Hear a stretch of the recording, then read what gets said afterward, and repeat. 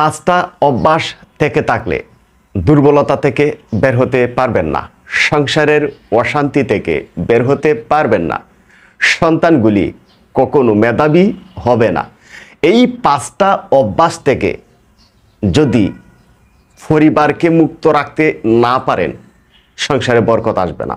শরীর দুর্বলতা, অশান্তি, পেরেশানি, বিপদ, মুসিবত, সমস্যা আপনাকে গ্রাস করে ফেলবে, সুস্থতা খুঁজে পাবেন না।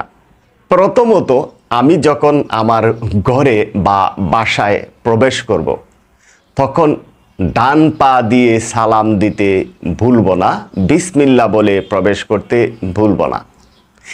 এই একটি অভ্যাস ব্যতীত আমি আমার ঘরে কিংবা বাসার মধ্যে প্রবেশ করব না। দ্বিতীয় হচ্ছে, বিছানাটাকে ঝেড়ে পরিষ্কার করার আগ পর্যন্ত আমি বিছানায় শুতে যাব না।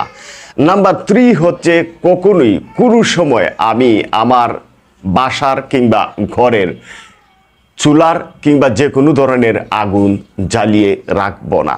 নাম্বার 4, আমি কখনোই আমার হাঁড়ি পাতিল প্লেট খাওয়া শেষ করে এক জায়গায় জমা করে না রেখে পরিষ্কার করে ধুয়ে রাখার আগ পর্যন্ত আমি ঘুমোতে যাব না।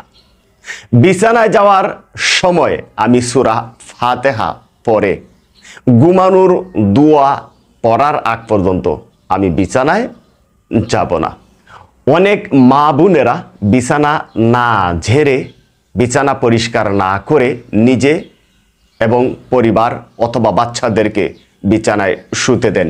ভুলেও এই কাজটি করবেন না, শয়তান আপনাকে ছাড়বে না। রাতে খাওয়া শেষ করে প্লেট এবং হাঁড়ি পাতিলগুলি পরিষ্কার না করে এমনিতেই বেসিনের মধ্যে রেখে দিয়ে সকালে পরিষ্কার করবে, রেখে দেয়।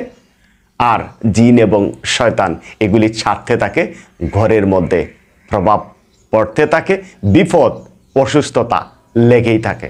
বিছানার এখানে সেখানে অগোছালো কাপড় রেখে দিলে শয়তান এবং জিন সেখানে বাসা বাঁধে। ভুলেও এই কাজটি আমরা করব না। সন্তান এর মেধাশূন্যতা কখনো দূর হবে না, স্বামী স্ত্রীর ঝগড়া কখনো শেষ হবে না, শরীর দুর্বলতা থেকে কখনো নিজেকে মুক্ত রাখতে পারবেন না। ঘরে বা বাসায় যখন আমরা প্রবেশ করব, তখন ডান পা দিয়ে ঘরে প্রবেশ করব, বিসমিল্লাহ বলবো, সালাম বিনিময় করব। এ নিয়ে প্রায় 50টিরও বেশি ভিডিও কন্টেন্ট আমি আপনাদেরকে দিয়েছি। 5টি অভ্যাসের পরিবর্তনের মধ্য দিয়ে আমার পরিবারের সকলের বিপদ আপদ মুসিবত মুক্ত হবে, শারীরিক দুর্বলতা থেকে নিজেকে মুক্ত রাখব, স্বামী স্ত্রীর কলহ বিবাদ থেকে নিজেকে মুক্ত রাখব, সংসার সচেতন থাকবে, এটাই প্রত্যাশা করছি। আসসালামু আলাইকুম।